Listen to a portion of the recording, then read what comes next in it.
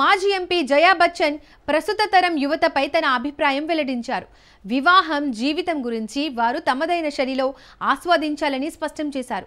మనవరాలు నవ్య విషయంలోనూ ఆమె అదే వైఖరి ప్రదర్శించారు. వీధి విమెన్ కార్యక్రమంలో జయా బచ్చన్ మాట్లాడుతూ ప్రస్తుతం జనరేషన్ పిల్లలు తెలివితేటల్లో, నిర్ణయాల్లో తమను మించిపోయారని అన్నారు. నవ్యకు ఇప్పుడు పెళ్లి చేయించడం నాకు ఇష్టం లేదు. తను ముందు జీవితాన్ని పూర్తిగా ఆస్వాదించాలి. తనకు 28 ఏళ్లు నిండబోతున్నాయి. ఈ తరం పిల్లలకు మనం సలహాలు ఇవ్వలేమని చెప్పారు. వివాహానికి చట్టబద్ధమైన ఒకే నిర్వచనం అవసరం లేదని, ఇద్దరు వ్యక్తులు కష్టసుఖాల్లో ఒకరికొకరు తోడుగా ఉంటే చాలని ఆమె అభిప్రాయపడ్డారు. నవ్య నవేలి నందా నటనతో ఆసక్తి లేదని, మహిళల ఆరోగ్యం కోసం ఆరా హెల్త్ ప్లాట్ఫామ్ ను స్థాపించిన విషయాన్ని కూడా గుర్తు చేశారు జయ. ఆమె వ్యాఖ్యలు సోషల్ మీడియాలో విశేష చర్చనీయాంశంగా మారాయి.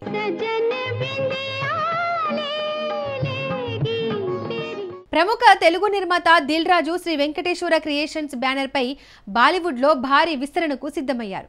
వచ్చే ఏడాది 6 హిందీ సినిమాలు విడుదల చేస్తామని ప్రకటించారు.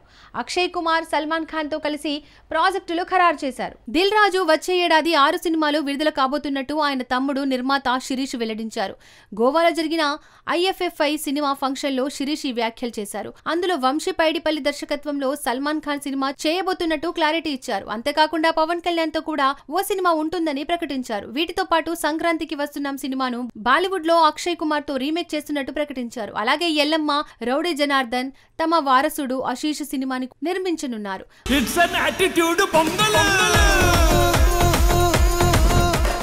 నందమూరి బాలకృష్ణ అఖండ 2 సినిమా డిసెంబర్ 5న విడుదల కానుంది. ఈ చిత్రానికి ఓవర్సీస్ లో అపూర్వ క్రేజ్ నెలకొంది. జర్మనీలో ఒక టికెట్ ను ఏకంగా 2 లక్షలకు ఓ అభిమాని దక్కించుకున్నాడు. ఈ ఘటన సినీ వర్గాల్లో సంచలనం రేకెత్తిస్తోంది.